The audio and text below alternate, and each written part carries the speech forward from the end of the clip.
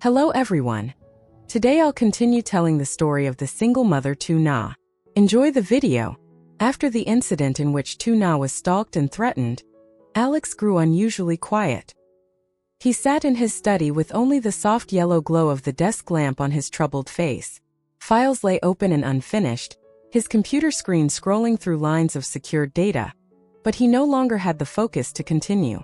Inside him there was not just anger, but fear. Not for himself. For Tuna. The police had found no leads. The in-house security team was still combing through evidence. Yet whoever was behind it always seemed one step ahead. He knew where Tuna lived, where she went and what she did. He even knew Alex's daily schedule, the work, the trusted staff, and the people Alex had interacted with recently. That proved one thing. He was very close. Maybe someone inside the company. Or worse, someone Alex once trusted. Alex tightened his pen until the knuckles of his hand went white. He had thought that being strong and ruthless in the investigation would be enough. But when he saw the fear in Tuna's eyes that evening, he suddenly realized the road ahead wasn't just about unmasking the perpetrator. It was about keeping the person he loved safe. If he kept investigating, the enemy might become more violent. If he stopped, everything would fall into darkness. No one knew what would happen. For the first time, Alex hesitated. He took off his glasses, rubbed his face, and pressed both hands to his forehead. Thoughts cut deep like a blade. If I'm wrong, Tuna will pay the price. That thought made his chest tighten. Quiet footsteps sounded behind him. Tuna opened the door and set a cup of hot tea on the table. You're not sleeping again. Her voice was small but full of worry. Alex looked up, his gaze shaking slightly. He pulled Tuna to sit beside him. Tuna, if because of me you're in danger again, I won't forgive myself. Tuna shook her head gently and took his hand. I'm not afraid. As long as I have you. Her words were like a breeze, but they choked Alex. He knew. Stopping wouldn't make the danger disappear. Only confronting it offered a chance to end it. But the scariest thing was, the enemy stood in the dark, while he was taking steps through the night with no way back. Alex lowered his head and whispered, I will find him, but first, I must make sure you and the child are safe. Outside the window the darkness remained thick. The wind moved the curtains as if to remind him that this fight had only just begun. That night, after Tuna had fallen asleep, Alex stood quietly at the bedroom door, watching her and Erie sleeping in each other's arms. Their peaceful faces made it hard for him to leave. But if he let them stay one more day, he couldn't predict what might happen. Alex pulled out his phone and sent a brief message to the security team. Plan B. Prepare immediately. 1 minute later, a confirmation message arrived. No expression, no questions. Everything had already been prepared. Around 3 in the morning, the house was silent. Alex gently woke Tuna. Tuna, get up. We have to leave. She opened her eyes groggily. What's happening? I'll explain later. Come on now. Tuna panicked and looked at Hery, but saw Alex already holding the boy in his arms, careful as if cradling his whole world. Erie still slept, breathing steadily. Alex led them out the back door to a black car waiting. The driver stepped down and bowed. Mr. Chairman. Without giving Tuna a chance to ask more, Alex opened the door and helped her and Erie into the car. On the road, the car moved in darkness with the cabin lights off. Tuna held Alex's hand, her voice trembling. What exactly is happening? Alex stared straight ahead, his voice low. The person stalking us surely knows my every move. He could be very close, or inside the company. Tuna froze. So where are we going? To a safe place. A location no one knows, not even most of the security team. She fell silent. Only the sound of tires on the empty road and the pounding of her heart. After more than 40 minutes the car turned into a quiet suburban wood, to a wooden villa deep among the trees. It was completely isolated, surrounded by sensors and automated defenses. A dim porch light made the house look peaceful, but inside it was a fortress of protection. Alex carried Erie into the small bedroom and tucked the child in carefully. Tuna stood outside watching, worry and gratitude mingling in her expression. When Alex came out she asked softly, You brought my child and me here, what about you? Alex hesitated and then said, "I'll go back to the city." Tuna alarmed. "No, don't leave me and the child here alone." Alex gripped her shoulders and looked deeply into her eyes. "I have to continue the investigation. That person is after me. If I don't act, we'll always be on the defensive. But if he comes after you, I'll be fine. I have a protection team. This is the safest place for you too." Tuna bit her lip until it bled. Tears slipped down her cheeks. "I'm scared." Alex held her tightly and squeezed. "I know, but I promise wherever I am, I'll come back. I will protect you with everything I have." Tuna buried her face in his shoulder, choked with emotion. "I trust you." Outside, the wind rustled the trees, a low warning whisper. As Alex looked back toward the city swallowed by night, his eyes turned cold and hard. "That person wants to play in the dark. I'll drag him into the light." He clenched his fist. The storm was about to begin, and Alex was ready. After taking Tuna and Erie to the safe villa, Alex returned to the city to continue the investigation. The next day, the wooden house lay quiet in the mountain air. The air was fresh, sunlight filtered through the windows, making the place look like absolute peace. But Tuna still felt uneasy. She kept checking the doors, looking around at every sound, even if it was only the wind rustling the leaves. Erie remained carefree, hugging his stuffed bear and running around the living room. From time to time he asked, "When will Daddy Alex come back?" Tuna gently stroked his head. "Soon." She said it, but she wasn't sure herself. That evening, Tuna put Erie to bed early. She sat by the window, staring at the black sky in the distance. Her heart was heavy with longing and fear, mixed with a helplessness because she couldn't do anything to help Alex. Suddenly, the phone screen on the table lit up. An anonymous message. "Do you think that place is safe?" Tuna's heart tightened. Her hand trembled as she tapped to open the message. "The kid looks cute." A chill ran through her whole body. She sprang up and ran straight to the bedroom. "Erie!" The bedroom door flew open. Erie was there, sleeping soundly. Tuna breathed heavily, grabbed her child, feeling as if she were falling into an abyss. The phone buzzed again. A photo had just been sent. It was Erie sleeping, taken from a high angle inside this very room. Tuna nearly screamed. Her hand shook uncontrollably. She immediately locked the bedroom door, held Erie close, wrapping the blanket around both of them. Tears flowed naturally. Was he here? Or had he been in the house? Or was he somewhere outside watching? The thought made Tuna suffocate. She immediately called Alex. "Alex! Alex!" He answered almost instantly. "Tuna." "What's wrong?" He knows where Erie is. He sent a photo from inside the room. Alex's voice dropped, cold and frightening. "Lock the door. Stay in the room. Don't go out." "I'm coming." "Alex, hurry. I'm so scared." "I'm on my way." Alex hung up, but Tuna could still hear the hurried rhythm in his steps, as if he were running across distances to reach her. In the villa, the outdoor lights suddenly flickered, then went out. Darkness swallowed the space. A faint sound echoed along the wooden hallway, as if someone were walking very lightly. Clack clack. Tuna hugged Erie tighter. Tears streamed down her face. With her other hand she trembled, clutching a small hammer she'd taken from the bedside drawer. Footsteps moved toward the bedroom door. "Who's there?" Tuna's voice quivered until it broke. No answer. Only the faint scrape of metal on the lock. Click. Tuna tightened her grip on the hammer. Her heart felt like it would burst. The door turned slowly. A narrow gap. Pitch black. No one could be seen. Just a deep, bottomless darkness. She stepped back, covering Erie with her arms, ready to risk everything to protect her child. Suddenly, the door flung wide open. Tuna screamed.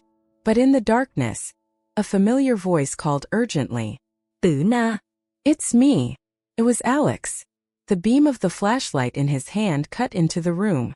Tuna collapsed, clutching Erie and sobbing. Alex rushed forward and held them both tightly. "It's okay. I'm here now." But his eyes were fixed on the hallway, cold and murderous. He had been inside, and he had not left. Alex signaled the security team that had arrived behind him to sweep the entire house and the surrounding woods. But in the end, no one was found. No clear signs of intrusion. No camera captured any figure. As if the person had come and vanished into the shadows, leaving no trace at all. Alex held Tuna and Erie close. For the first time, a vague despair appeared in his eyes. This was no longer just stalking. The intruder had reached the most secret place. And the target was the child. A new battle had truly begun. After that terrifying night, Alex decided to move Tuna and Erie to another isolated location, one with tighter security systems and a 24/7 security detail. Tuna only obeyed, her heart still trembling from what had happened. Everyone believed the new place would be safer. They were wrong.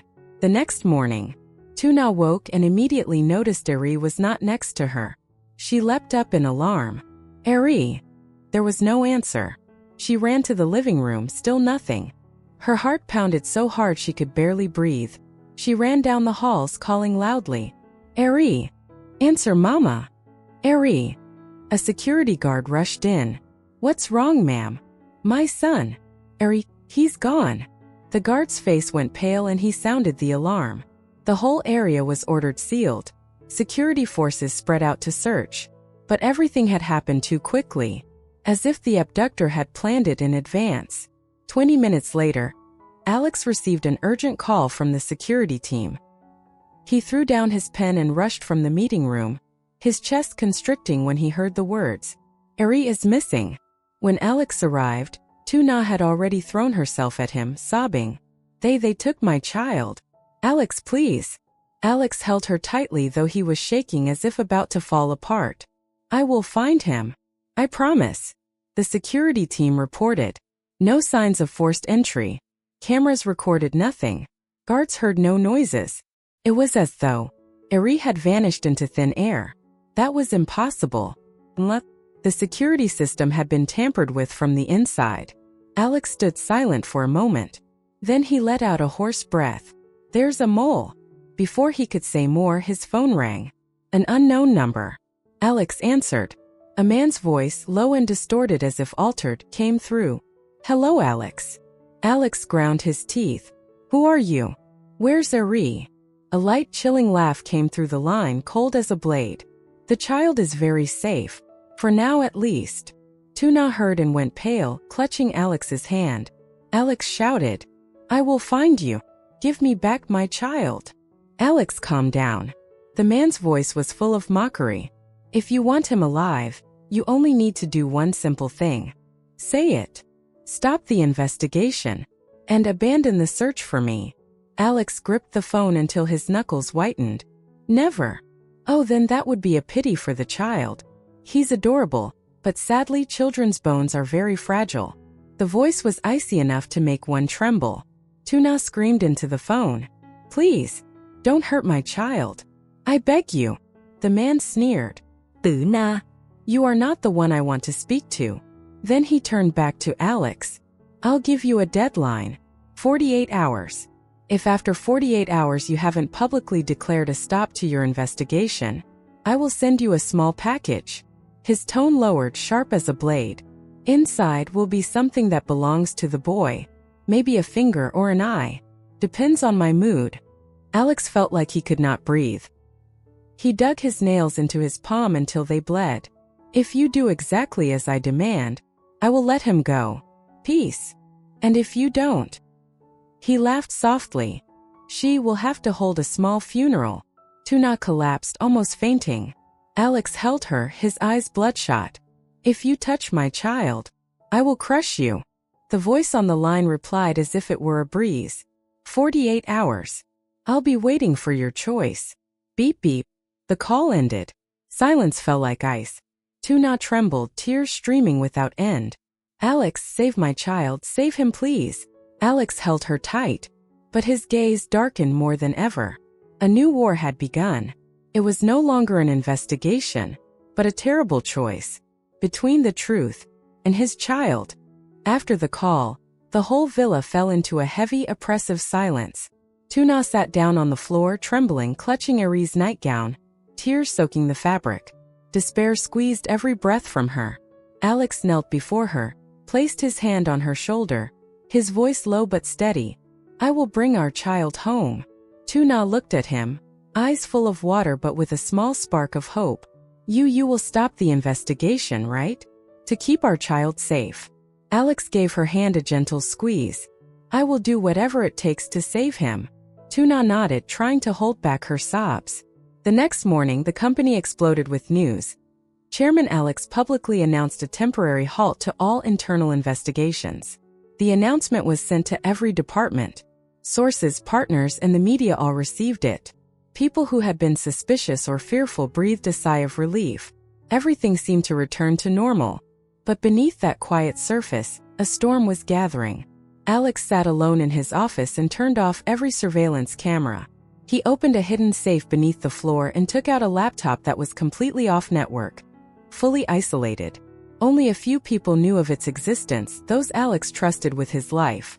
He launched software to trace the intrusion into the security system from the previous night. Lines of code flowed across the screen. Alex focused with absolute intensity, his gaze icy. Behind him, Ken, the senior security manager, stood waiting. Shall we proceed with Plan B, sir? Alex nodded slightly. No one else can know. Not even the security teams on floors 1 and 2. Ken answered quickly. Understood. Alex looked at the screen. We'll pretend to give up. He'll drop his guard. That's when he'll show himself. The analysis software returned a faint signal. A stream of data left the system right at the moment Erie went missing. Someone had disabled all cameras in 4 seconds. That could only have been done by someone with high-level access, or someone who had been inside the system for a long time. Ken stared at the screen, stunned. Level equivalent management. Alex was silent. On the screen, the signal left a strange sequence of characters. S07. Ken muttered. 7th floor? Alex tightened his grip. R&D. That room had only a few people coming and going, and all access required his direct authorization. Behind the dark glass of his office, Alex looked down at the open workspace below. People moved about, talking and laughing as if nothing had happened. But he knew that among them, someone held his child's life in their hands. That afternoon, Alex appeared in the conference room with a calm, even slightly tired demeanor. I will focus on managing the media.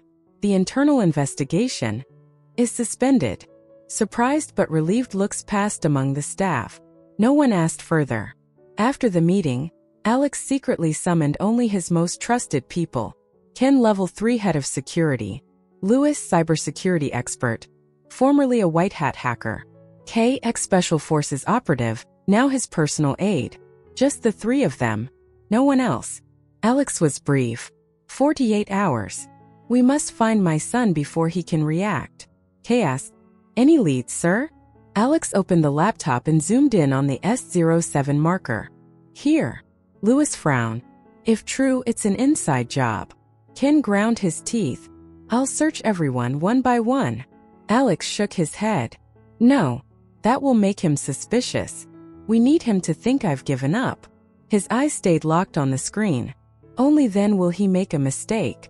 Meanwhile, Tuna remained at the villa under even tighter protection than before. But nothing could soothe a mother's heart when her child was missing. Tuna sat on the bed holding Erie's small nightgown, eyes swollen and raw. She neither slept nor ate. She kept repeating the same words. Erie, don't be afraid. Mama is waiting for you. Night fell. In a dark room, only the blue glow of a computer screen lit a man's face. He read the news. Alex had stopped the investigation. He chuckled softly and slowly stroked the screen, where an image of Erie sleeping appeared, bound but unharmed. As long as he behaves, I'll give him back. His eyes were deep and unreadable, sympathy or pleasure, it was impossible to tell. And if he betrays me, he smiled coldly, the boy will disappear as if he had never existed. That afternoon, while Alex was in a closed meeting with Ken, Lewis and Kay in the security research room, his phone suddenly buzzed. An anonymous message arrived containing only a single link. Without hesitation, Alex opened it immediately. The screen went black for a few seconds, then a video appeared.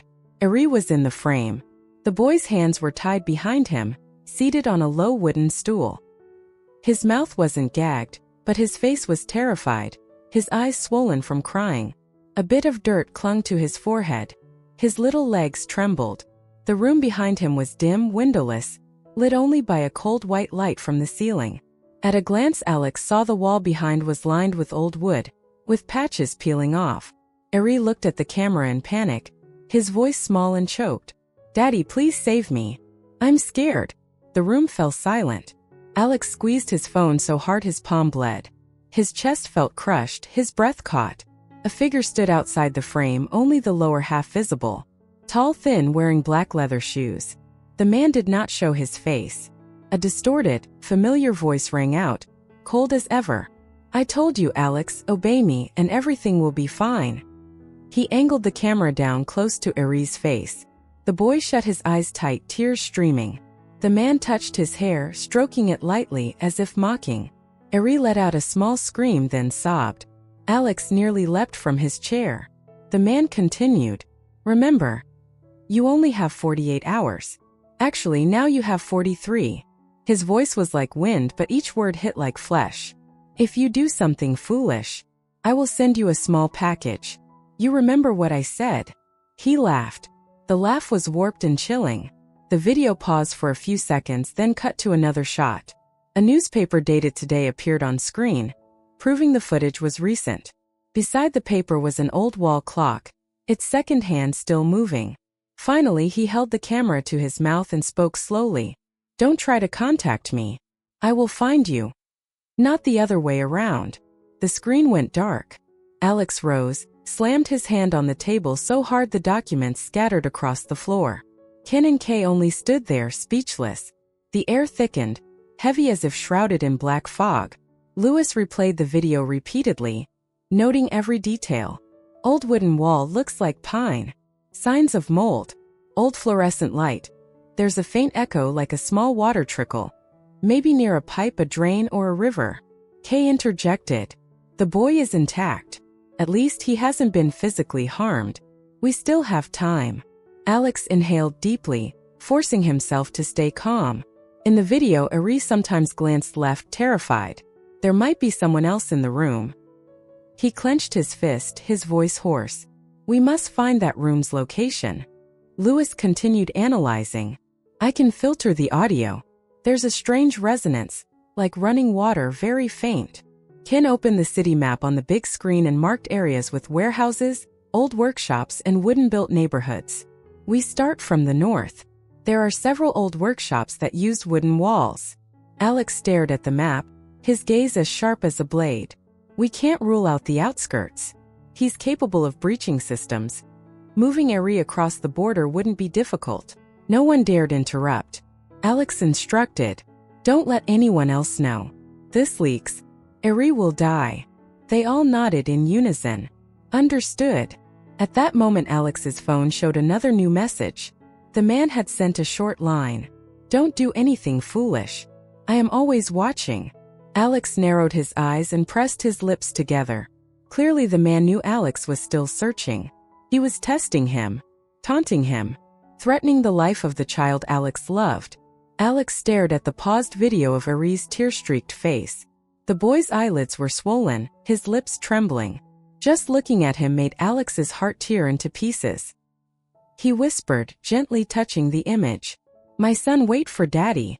But in his eyes a fire had ignited, cold and fierce to a terrifying degree. Whoever it was who dared to touch his child would surely pay. Lewis replayed the video carefully. He filtered the audio and zoomed the image to look for details. The sound contained water pumps/compressors and metallic echoes like those near train tracks or a dock. The image revealed a sawn wooden wall and a torn scrap of paper showing log 89, a hint toward a shipping/warehouse log. On Erie's collar there was a tag reading tan lamb wood, matching the sawn pine grain. In the reflection of his eyes, Lewis spotted a piece of metal resembling an old fluorescent lamp ballast. Lewis also picked up a very faint jingle repeating "min fat," suggesting a nearby hardware/store supplying materials near an industrial zone.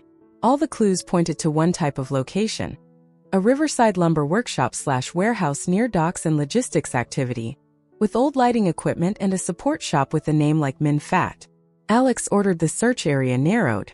Lewis scanned supplier records and contracts with codes ending in 89. while Kay and Ken prepared 2 covert surveillance teams. They identified 3 suspicious workshops on the outskirts, drew up plans to monitor, photograph, and verify before taking action. Alex looked at Erie's picture and squeezed his hand. Wait for Daddy. Daddy's coming to find you. Xin chào mọi người, rất vui được gặp lại mọi người trong video hôm nay của mình.